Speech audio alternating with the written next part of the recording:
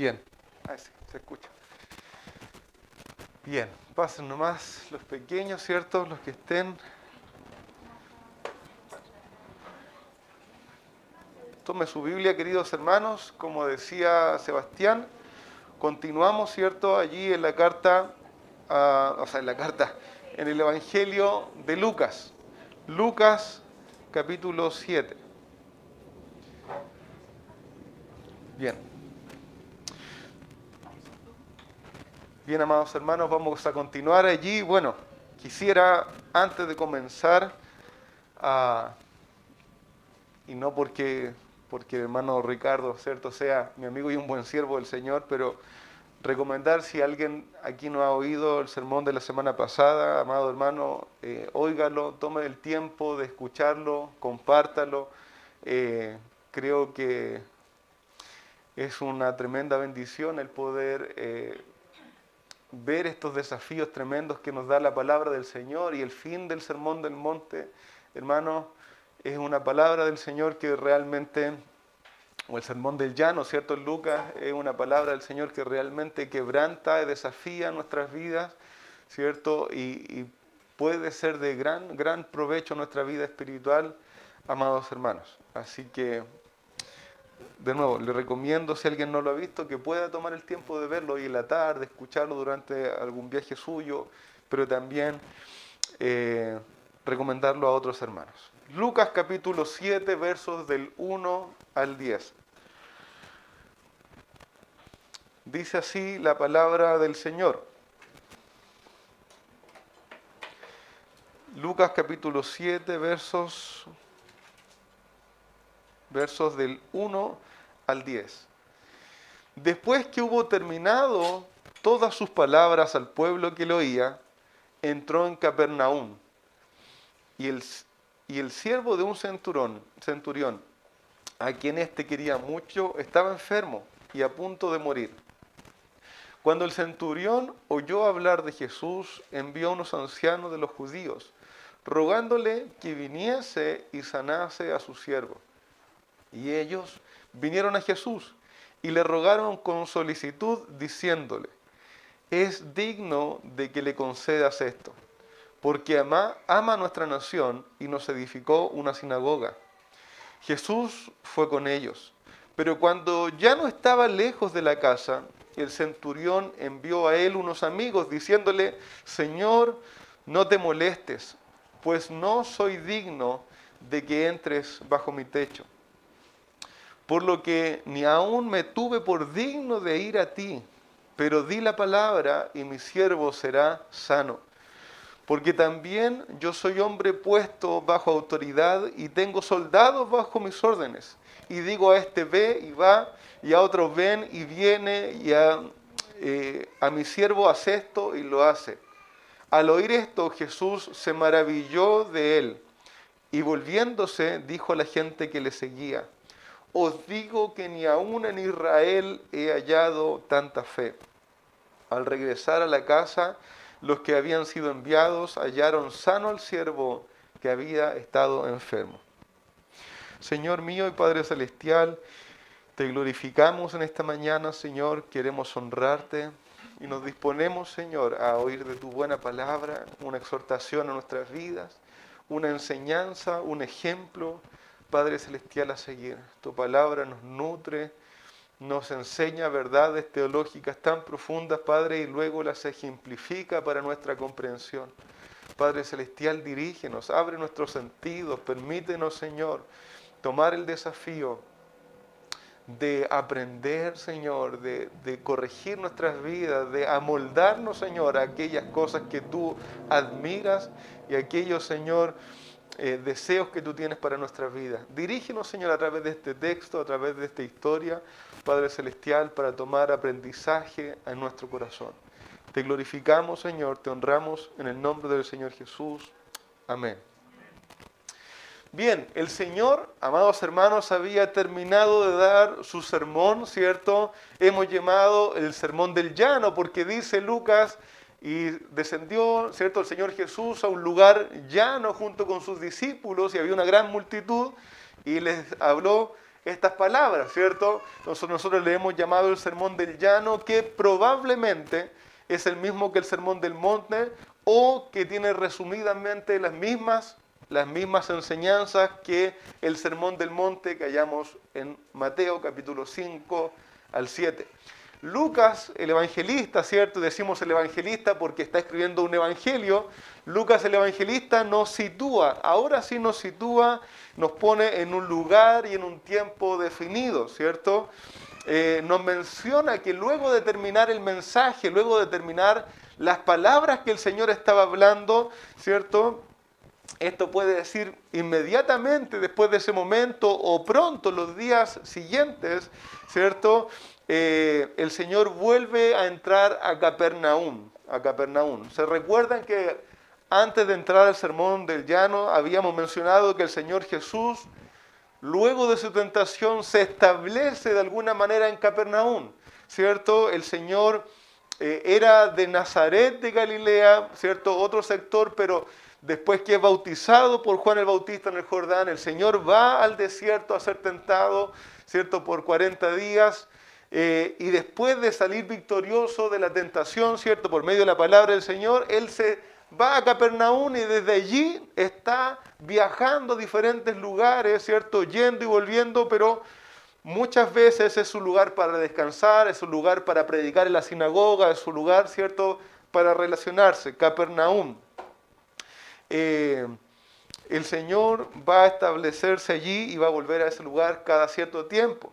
El Señor ha hablado en el sermón que hemos ido estudiando ya a través de largas semanas, ¿cierto? De las características de un verdadero discípulo. ¿Cómo son aquellos que entran en el reino de Cristo? ¿Cómo son aquellos que realmente le siguen? ¿Cuál es su diferencia profunda con la religiosidad judía? ¿Cierto? El Señor va a decir las bienaventuranzas y va a decir los ayes, ¿cierto?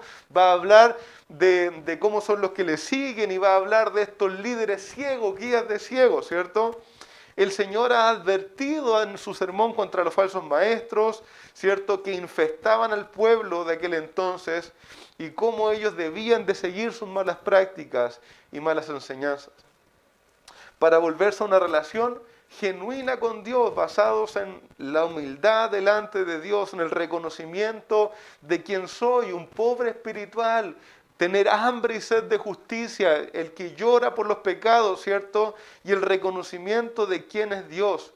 Buscar la gracia y el perdón del Señor, no por méritos ni por obras de la ley, sino por la gracia del Señor en el Señor Jesucristo.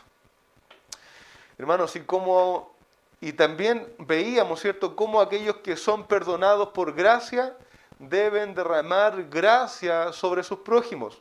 Cristo ha declarado firmemente, ¿cierto? Esto no se trata solo de decir, de hacer declaraciones, ¿cierto? No se trata de decir Señor, Señor, se trata de declarar y hacer, ¿cierto?, las cosas que son concordantes. El que dice que cree en mis palabras debe hacer lo que digo, dice el Señor Jesús, ¿cierto? Aquel que cree en el Señor Jesús como Salvador debe servirle como a su Señor. Veíamos eso, ¿cierto?, la semana pasada con nuestro hermano. Lucas, ¿cierto?, 6:46 va a decir el Señor: ¿por qué me llamáis Señor, Señor, y no hacéis lo que yo digo? El discípulo de Cristo, mis amados hermanos, aquel que ha buscado el perdón y la salvación de Dios por medio de la fe en Cristo Jesús, vive su fe por medio de la obediencia humilde a las palabras de Cristo. Ya no para ganarse su salvación, ¿cierto? Ya no para mantener su salvación, sino porque reconoce que su indignidad de ser salvado, reconoce su pobreza espiritual, su hambre de justicia, llora por ser liberado de las maldades del pecado. Y la fe en Cristo, ¿cierto?, se demuestra a través de una humilde obediencia a sus palabras. El relato con que comienza Lucas capítulo 7, hermano amado, no está desconectado de lo que estamos hablando. Lucas no quiebra aquí su relato para seguir adelante. Recuerden que los evangelios, así como todos los escritos de la Biblia, no estaban separados en capítulos, ¿cierto?, unos de otros, sino que era una narración y años posteriores para el orden y para poder llegar a pasajes específicos, se le agregan los capítulos, pero Lucas viene escribiendo el sermón del Señor Jesús y luego parte directamente con esta historia del siervo del centurión, ¿cierto? No está desconectado del capítulo 6. El Señor ha terminado sus palabras al pueblo y al volver a Capernaum se le acercan unos ancianos de los judíos con una peculiar petición. Y vamos a ver, al estudiar esta historia, cómo se conectan y lo que nos puede enseñar el Señor. Dice nuestro texto que en la ciudad, ¿cierto?, había un centurión, ¿cierto? Había un centurión el cual tenía un siervo. Y allí la palabra siervo es la misma que esclavo en la Biblia, ¿cierto? El cual estaba muy enfermo y a punto de morir. Pero el centurión había oído hablar del Señor Jesús. Aquel centurión había oído hablar del Señor Jesús y le rogó a unos ancianos de los judíos, o sea, hombres de edad probablemente o respetados por su sabiduría, ciertos líderes del pueblo, líderes de la comunidad judía de aquella ciudad, le pidió que fueran a hablar con el Señor Jesús. Hermanos, y tenga cuidado porque nosotros podemos pensar de primera mano que Él está como negociando con Cristo, o de alguna manera enviando, ¿cierto?, a alguien que le traigan a Jesús, pero no, la idea del texto es que el centurión le dijo a los ancianos, ustedes vayan y ruéguenle que Él venga. No hay una actitud de altanería en primera instancia, no hay una actitud del centurión mala, vamos a ver cómo el texto nos enseña eso, pero tengan esa idea en la mente, el centurión le pide a unos ancianos de los judíos que vayan, ruéguenle al Señor que venga, ruéguenle. Tengo mi siervo, mi esclavo que está enfermo, ¿cierto? Y más adelante va a llamarle, ¿cierto?, mi muchacho, como mi criado. Este era un centurión romano rogando sinceramente por la salud de un esclavo. Permítanme, hermanos, hacer un poco de contexto. Aquí aparece un centurión, ¿cierto? Un oficial del ejército romano. Un centurión tenía un grado de oficial para el ejército de Roma, el cual podía estar a cargo de unos 100 soldados. Por eso se le llama un centurión, ¿cierto? Más o menos, podían ser a veces una delegación más pequeña o un poco más, pero por lo general esa era la idea de hablar de un centurión, alguien que tenía a cargo 100 soldados y que muchas veces eran enviados como delegados del Imperio Romano a alguna ciudad con un pequeño grupo de soldados, más que nada para supervisar el orden, el cobro de impuestos, la seguridad de las visitas oficiales, etc.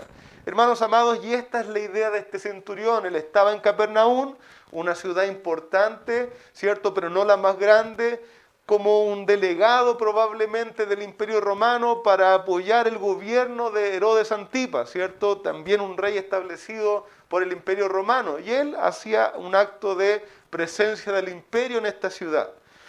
Al ser oficial, hermanos, eran muy bien pagados, sobrepasaban por mucho la paga de un soldado común, ¿cierto? Si un soldado común ganaba, por decir algo, 10,000 pesos en un día, él ganaba 500,000 pesos en un día. Esa era más o menos la referencia que usted puede entender, ¿cierto? Era una autoridad muy bien pagada y también tenía autoridad sobre soldados y tenía autoridad sobre las personas que le circundaban, ¿cierto? Los judíos y las personas que estaban allí en el lugar donde estaba designado. Pero también hay que recordar lo siguiente, este soldado era un gentil, un no judío, ¿cierto?, viviendo en la tierra de Israel. Hermanos amados, recuerden de los publicanos. Si un judío que trabajaba para Roma era mirado como basura, como lo peor del mundo, era aborrecido por los israelitas, ¿cuánto más un representante oficial del Imperio Romano? Ellos eran, ¿cierto?, el imperio, eran los opresores, estaban allí, ¿cierto?, sin ningún derecho sobre el pueblo de Israel. Si un judío, ¿cierto?, era muy mal mirado por los judíos. Por esto es llamativo que los ancianos hayan accedido a hablar con Jesús de parte de él. Lucas nos dice con qué argumentos fueron los ancianos a Jesús. Este centurión del Imperio Romano, gentil, era bondadoso con el pueblo del Señor. Y es interesante, dice Lucas, que los ancianos dicen, Él ama a tu pueblo, Él ama al pueblo de Dios y nos ha construido una sinagoga. La palabra amor allí es este amor sincero, este amor que el Señor ejerce, el amor ágape, ¿cierto? El amor que viene del Señor. Él ama a tu pueblo, sin tener ninguna necesidad de hacerlo, ¿cierto? El centurión amaba y había bendecido y sido generoso con el pueblo judío, ¿cierto? Sin tener obligaciones. Los ancianos dicen, Él ama a nuestra nación, procura nuestro bien desinteresadamente, ¿cierto? Nos ama con un amor profundo. Y no solo esto, sino que también había construido de sus propios recursos, esa es la idea que nos da el texto, de sus propios recursos había construido una sinagoga para los judíos. Una sinagoga era un lugar de reunión habitual para los judíos, si bien estaba el templo en Jerusalén, pero el judío de a pie, el judío normal se juntaba casi cada día, pero si no también los días sábados allí en la sinagoga a leer la escritura, a aprender de la palabra de Dios, a cantar los salmos, a hacer las oraciones, ¿cierto? Era el lugar como la iglesia local donde ellos se podían congregar. Y este oficial romano, gentil, que amaba al pueblo judío, había construido de sus propios recursos, de su riqueza, sin una obligación, una sinagoga para ellos. ¿Cierto? No sabemos, hermanos, ciertamente si él era un prosélito. A veces se menciona eso en la Escritura, ¿cierto? Como, si no me equivoco, Cornelio, que también era centurión romano de otra ciudad, pero que era un prosélito, o sea que siendo gentil se había convertido al judaísmo, adoraba al único Dios verdadero, ¿cierto?, por medio de la religión judía. No sabemos si este centurión, que no tenemos su nombre, era un prosélito, ¿cierto?, siendo gentil. Lo que sí sabemos es que tenía amor y reverencia genuinos por la fe en el Dios verdadero. Él había construido un lugar para honrar a Dios donde él mismo probablemente no podía entrar. Y eso me parecía tan interesante porque era un lugar para la comunidad judía, no era un lugar para él, era un lugar para los que buscaban escuchar la palabra de Dios. Vemos aún más la humildad de este hombre, ¿cierto?, por la petición que está haciendo el Señor. Hermanos, él está pidiendo por la sanidad de un esclavo. Como les decía, la palabra siervo allí es esclavo.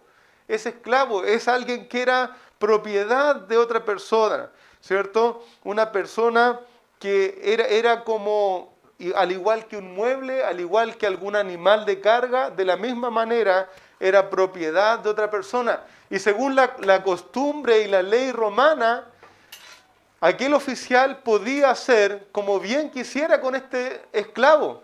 Hermanos, él podía vender, regalar a este esclavo.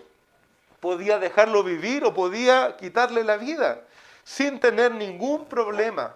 Este esclavo era su propiedad. El maltrato, el asesinato, el abuso sexual era algo muy común en la sociedad romana con respecto a sus propios esclavos. Pero este centurión peculiar, que vamos a oír que el Señor Jesús se maravilló de la fe de él, tiene evidencias de gran humildad, ¿cierto?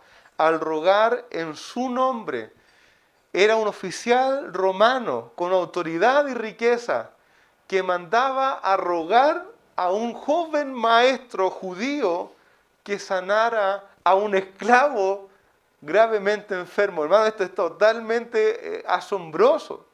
¿Entienden? Él ya se está humillando delante del Señor al rogarle algo. Un romano a un judío, ya hay una humildad. Él está humillándose al dejar su cargo oficial, al no darle un mandato al Señor. Pero aún más su petición hace que podamos ver que él se humillaba delante de Cristo aún más porque estaba rogando por un esclavo.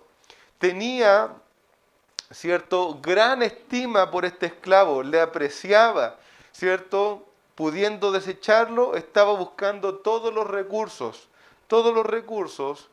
para restaurar en lo posible la salud del muchacho. Y los ancianos dijeron a Jesús, vinieron, ¿cierto?, esta comitiva de ancianos a Jesús y le dicen, Jesús, Él ama a tu pueblo, nos ha construido una sinagoga, Él es digno de que tú le concedas esto, ¿cierto? Él es digno de que tú le atiendas.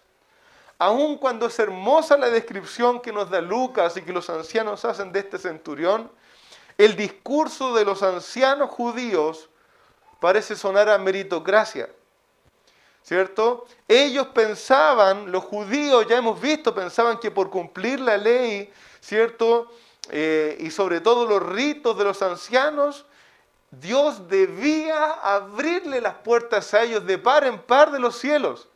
Ellos se habían ganado su salvación. Dios estaba feliz de salvarlos a ellos, porque ellos creían que se merecían ser salvos, ¿cierto?, y estar en el reino del Señor, ¿cierto? Y estos judíos con esa perspectiva de que todo es por meritocracia, ¿cierto?, piensan, bueno, vamos a decirle a Jesús, si alguien es digno de que tú hagas un milagro, ese es este centurión.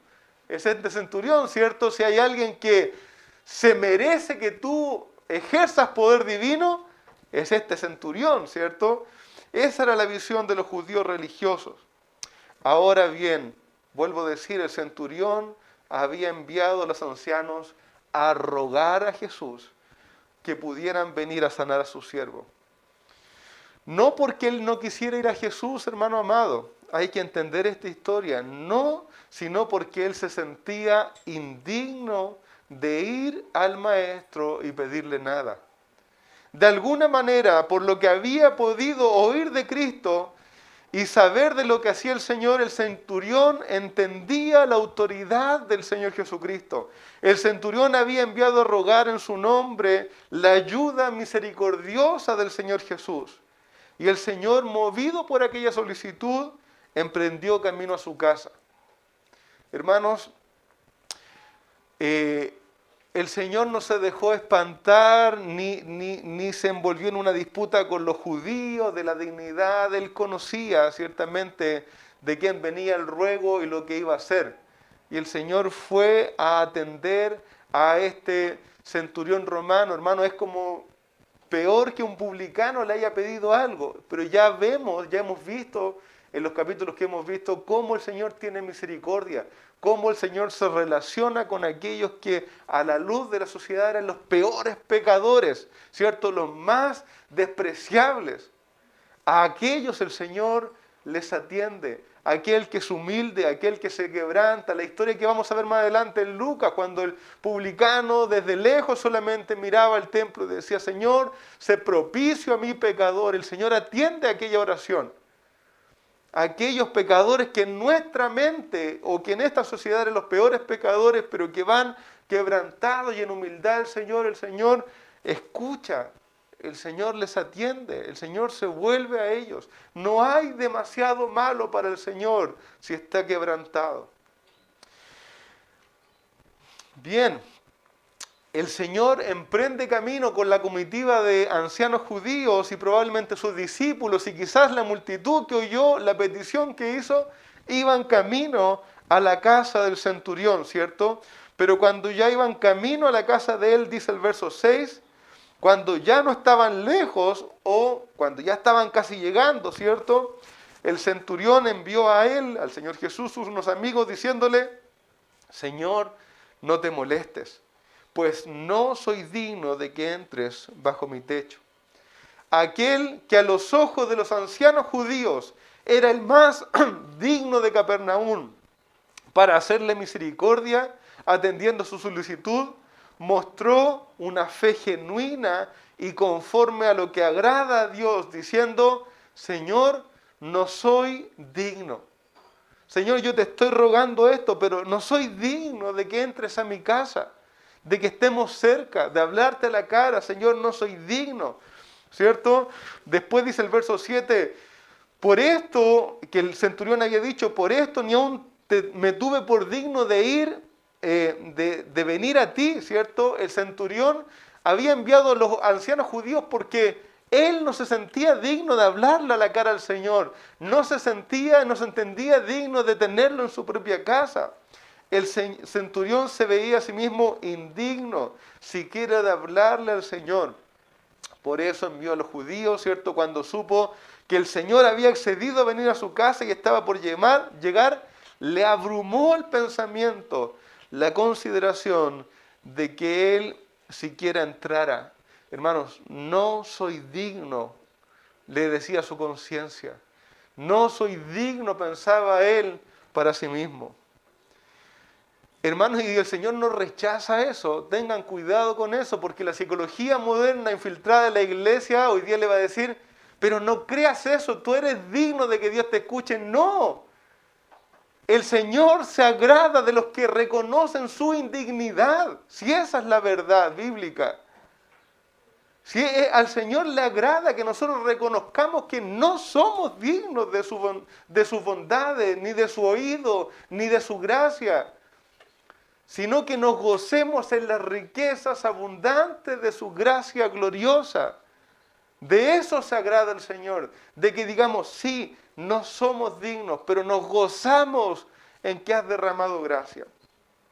Este hombre con soldados a su cargo, con una responsabilidad militar sobre sí, era dueño de personas, tenía la capacidad económica para mandar a construir un edificio de puro afecto, ¿cierto? Este hombre que a los ojos de los hombres estaba lleno de méritos y estatus, por la gracia de Dios pudo ver su inmensa indignidad, que es la misma indignidad de todos los hombres. Aquel se humilló delante del Señor, mandando decir, Señor, tú solo di la palabra y será sano. ¿Cierto? Tú solo di la palabra y será sano. Qué tremenda contradicción, ¿no? He visto tantas campañas de farándula cristiana que tienen este versículo como argumento. Di la palabra y serás sano. Así que ven y el Señor va a decir la palabra sobre ti, serás sano. Y al final solo promocionan ciertos personajes, estrellas del mundo cristiano, ¿cierto? Y en realidad esta historia tiene que ver con la fe que agrada al Señor. Esta historia tiene que ver con la persona que se reconoce indigna para confiar plenamente en que Cristo tiene el poder de hacer todo cuanto quiere. Amado hermano, este varón entendía lo que es tener autoridad. Lucas capítulo 7, verso 8 va a decir, porque también yo soy hombre bajo autoridad, ¿cierto? Yo también tengo quien me mande. Y tengo también soldados bajo mis órdenes. Y digo a este ve y va, y al otro ven y viene, y a mi siervo haz y lo hace. Él sabía lo que es estar bajo el mando de otros y sabía también lo que es tener autoridad, ¿cierto?, sobre lo que están a tu mando. Él sabía que no hay cuestionamiento cuando no hay una autoridad real, que no hay una discusión, hay una autoridad que se ejerce solo con decirlo.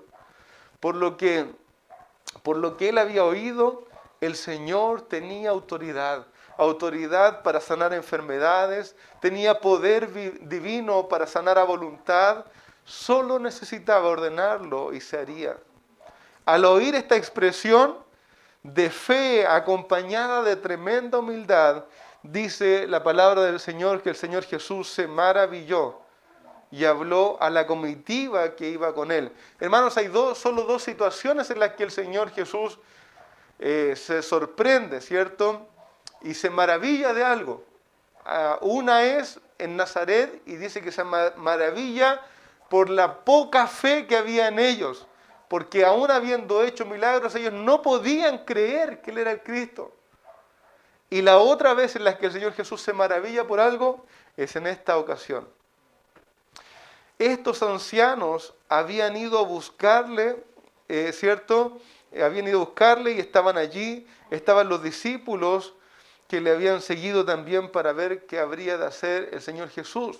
Dice el verso 9, al oír esto Jesús se maravilló de él y volviéndose a la gente les dijo, os digo que ni aún en Israel he hallado tanta fe.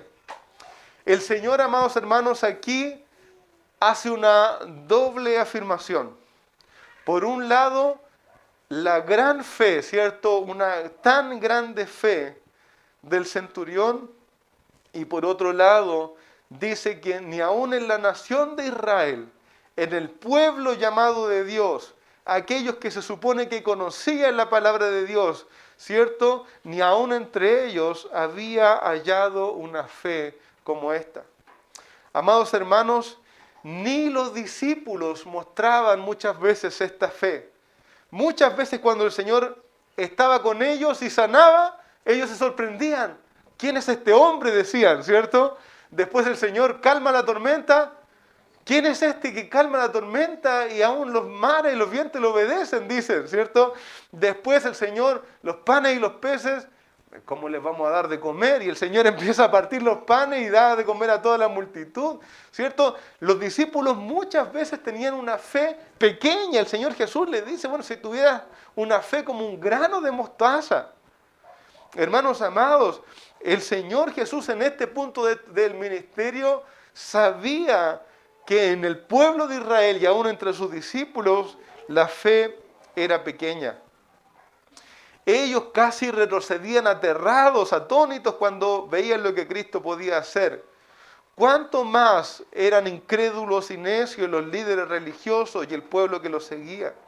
Pero la fe de este centurión, acompañada de reconocimiento de la autoridad, es una fe ejemplar y digna de imitar. Una fe que agrada al Señor. Una fe que agrada al Señor. Esta es la fe que refleja lo que el Señor ha enseñado en el Sermón del Llano. Esta es la fe que el Señor espera de los que se acercan a Él. Una fe que reconoce que Él es indigno y yo soy necesitado. Una fe, ¿cierto?, que reconoce que yo soy indigno y Él el que tiene la palabra y el poder. Que reconoce que Él es la autoridad y yo el subordinado, humilde y agradecido de estar en este lugar.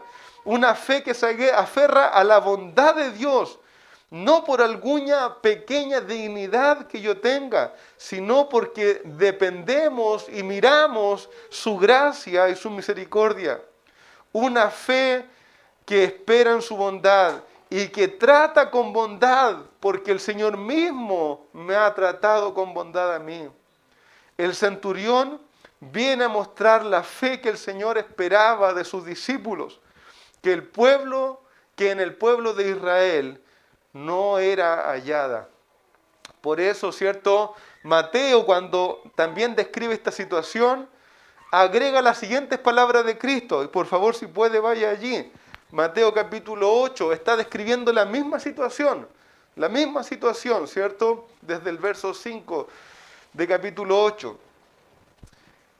Y va a contar la misma situación que estamos viendo, ¿cierto? Con alguna pequeña diferencia en el relato, pero en la misma ocasión, ¿cierto? Y dice el verso 10, al oírlo Jesús, a lo que mandó a decir el centurión, o Mateo dice lo que dijo el centurión, se maravilló y dijo a los que le seguían, de cierto os digo que ni aún en Israel he hallado tanta fe, y os digo que vendrán muchos del oriente y del occidente, y se sentarán con Abraham e Isaac y Jacob en el reino de los cielos.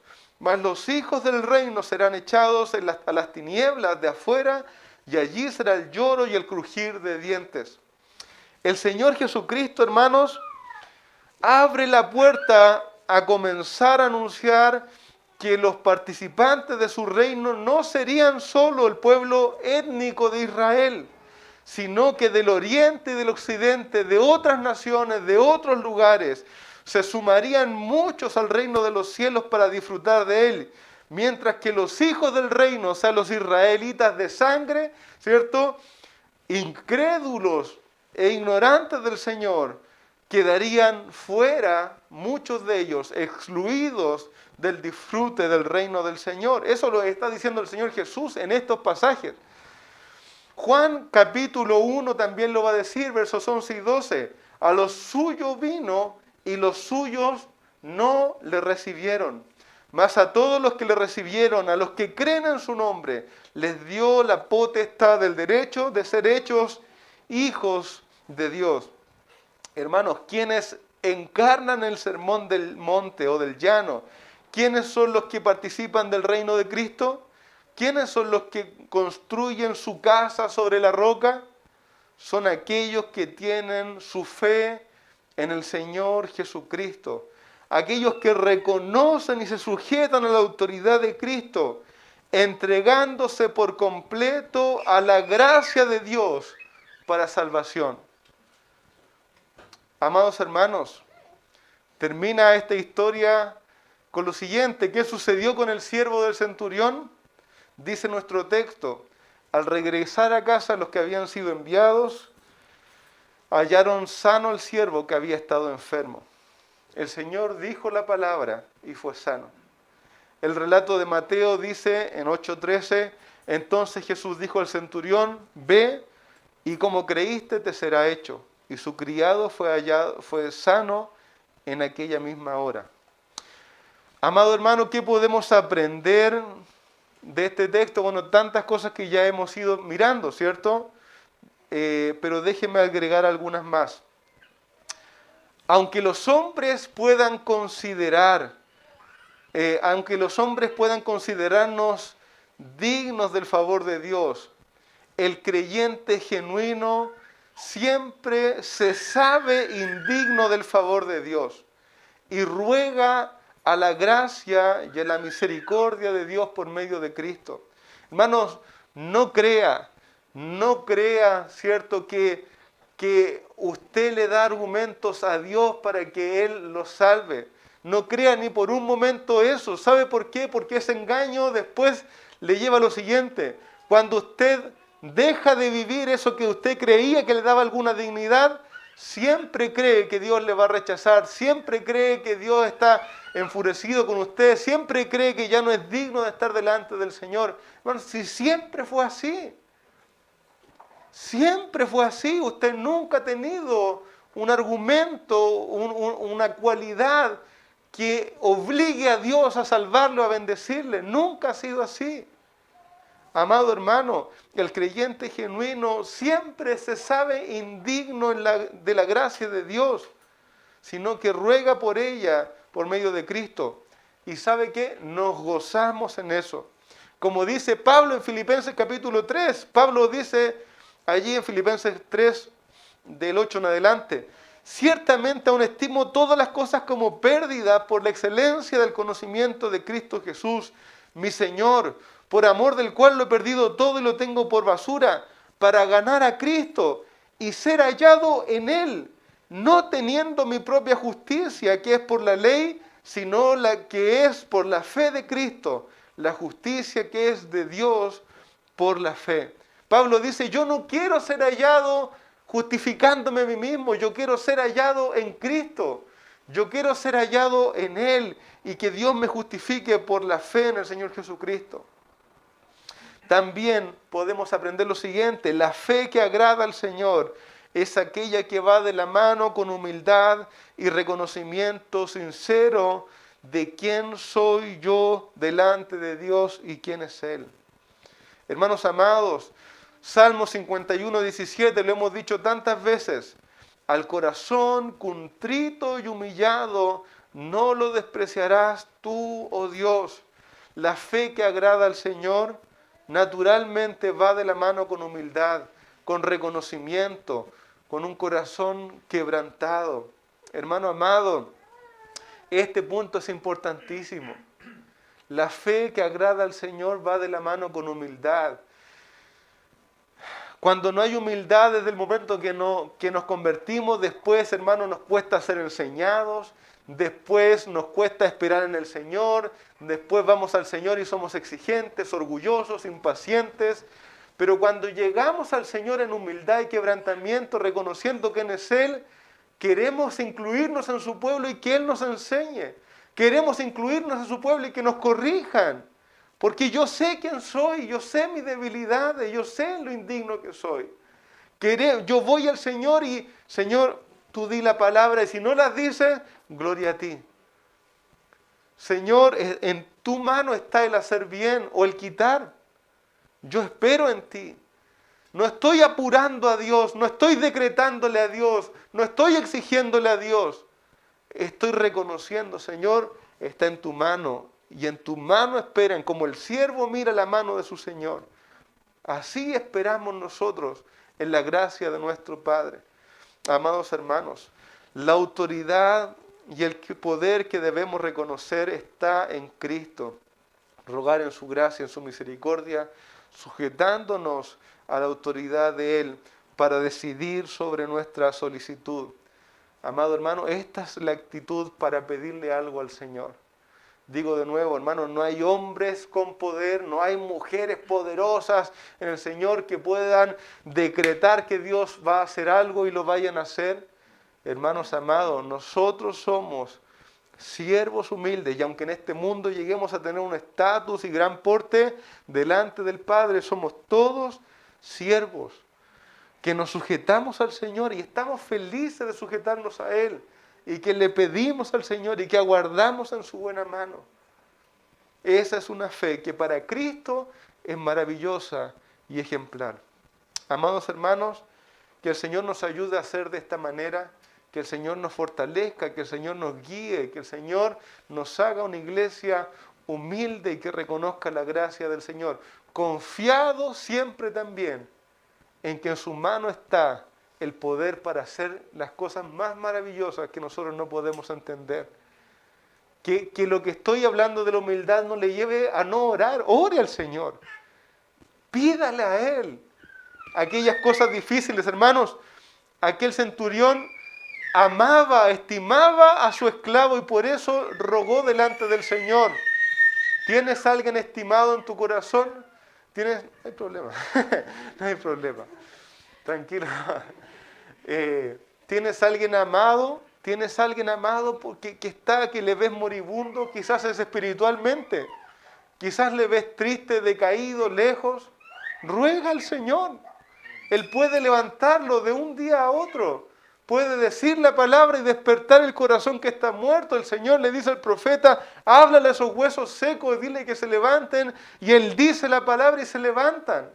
Amado hermano, ¿tienes a alguien muy estimado como el centurión tenía a este esclavo? Ruega al Señor. Si está en su mano, está en su querer, está en su deseo. Ruega al Señor. Insiste, persiste, sigue adelante con la oración. Amado hermano, no te canses de orar, no te canses de interceder delante del Señor con respeto, con amor, con humildad, disfrutando de tu Señor cada día, pero persiste en la oración por aquellos que están muriendo, persiste en la oración por aquellos que están necesitados de aquella gracia que solo el Señor puede dar. Vamos a orar. Señor y Padre Celestial, te adoramos, Señor amado, por tu buena palabra, porque, Señor, como decía en principio, tú nos ejemplificas cuál es la fe que te agrada, cómo acercarnos a ti, cómo relacionarnos contigo, Padre Celestial. Obra en nuestras vidas, gobiérnanos, Señor. Haznos tener un corazón, Señor, conforme a tus deseos. Padre Celestial, haznos gozarnos en humillarnos delante de ti, Señor, y vivir una vida de rendición a ti y a tus palabras, mostrando nuestra fe por medio de una obediencia humilde, Señor, a tus mandatos, a tus enseñanzas. Amado Rey, alienta nuestro corazón a seguir yendo delante de ti, como veremos, Señor, en tu palabra, como aquella viuda. Señor, seguir delante de ti como el niño que pide alimento a su padre. Señor, seguir delante de ti, Padre Celestial. En Cristo aprendemos cómo Él perseveró en la oración. Ayúdanos a perseverar, pero a perseverar en aquella fe, Señor, también que es ejemplar. Amado Rey, gracias por este centurión anónimo, Señor, por medio del cual tú nos diste un ejemplo. Padre Celestial, por medio del cual también tú mostrabas, Señor, que tu reino se extendía no solo al pueblo étnico de Israel o a la Palestina, sino que hasta los confines de la tierra. Y tu gracia, Señor, nos ha alcanzado en este lugar. En el fin de la tierra, Señor, tu gracia nos ha alcanzado a nuestro país y sigue salvando y rescatando personas. Padre Celestial, te adoramos, Señor, y bendecimos tu buen nombre.